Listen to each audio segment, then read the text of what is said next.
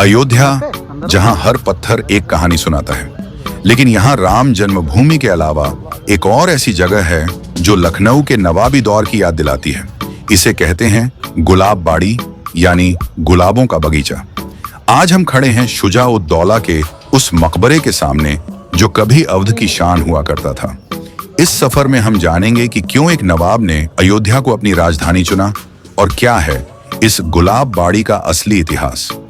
नवाब शुजा-उद-दौला और अयोध्या बात 18वीं सदी की है। नवाब शुजा-उद-दौला जो अवध के तीसरे नवाब थे, उन्होंने फैजाबाद, जो अब अयोध्या जिला है, को अपनी राजधानी बनाया। उन्हें फूलों से, खासकर गुलाबों से बहुत लगाव था। सन 1775 में उनके इंतकाल के बाद उन्हें इसी हसीन बाग में दफनाया गया। इस जगह का नाम गुलाब बाड़ी इसलिए पड़ा क्योंकि यहाँ कभी सैकड़ों किस्म के गुलाब महका करते थे। कहते हैं नवाब साहब ने खुद इस जगह को अपने मकबरे के लिए चुना था।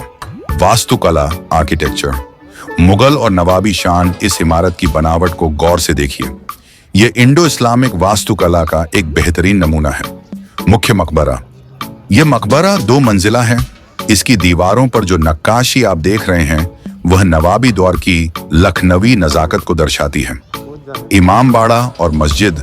गुलाब बाड़ी सिर्फ एक मकबरा नहीं है, इसके अंदर एक छोटी मस्जिद और इमाम बाड़ा भी है जो उस वक्त के धार्मिक और सांस्कृतिक महत्व को बताता है। चारबाग शैली। इस गार्डन का लेआउट चारबाग स्टाइल में है, जहां पानी की नहरें चारों तरफ बहती थीं, जो जन्नत की कल्पना को दिखाती हैं। एक दिलचस्प किस्सा। शुजा-उद-दौला की बेगम। एक दिलचस्प बात यह भी है कि नवाब शुजा-उद-दौला की बेगम बहू बेगम का मकबरा भी फैजाबाद में ही है। लेकिन गुलाब बाड़ी की खामोशी में एक अलग ही सुकून है।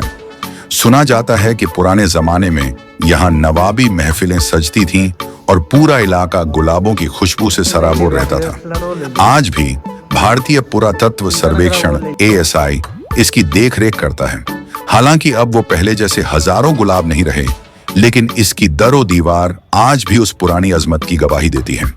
निष्कर्ष, कल और आज गुलाब बाड़ी सिर्फ एक पुरानी इमारत नहीं, बल्कि अयोध्या की उस गंगा जमुनी तहजीब का हिस्सा है जहां विभिन्न धर्मों और संस्कृतियों का संगम होता है। अगर आप अयोध्या आए तो राम मंदिर के दर्शन के बाद यहाँ की इस खामोश सुंदरता को देखने जरूर आए। ये जगह हमें याद दिलाती है कि वक्त गुजर जाता है, लेकिन कला और इतिहास हमेशा जिंदा रहते हैं।